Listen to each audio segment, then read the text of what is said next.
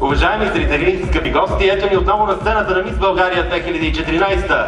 Заедно с Славена сме готови да обявим и победителката в конкурса тази вечер.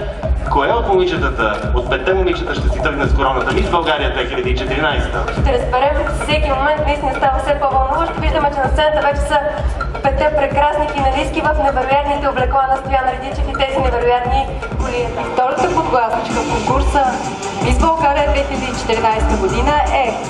Трябва да е във вас резултата. Явно аз ги имам, така че аз ще кажа коя е втората подгласничка. Дани Димитрова, номер 8.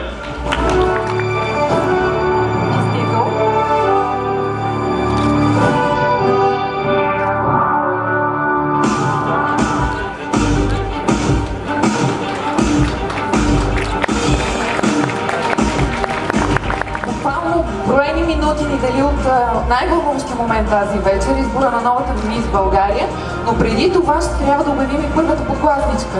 Така че, Емо, твой ред е. Номер 13, Мария Цветанова.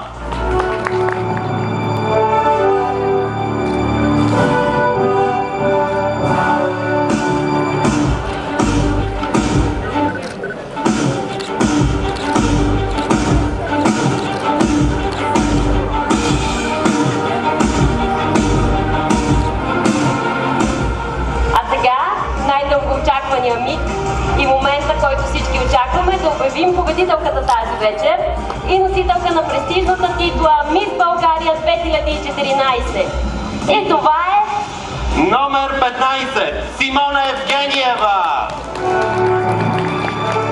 Победителката ще получи цветя от посланника на Република Турция, негово превъзходителство Сюлейман Гюкче.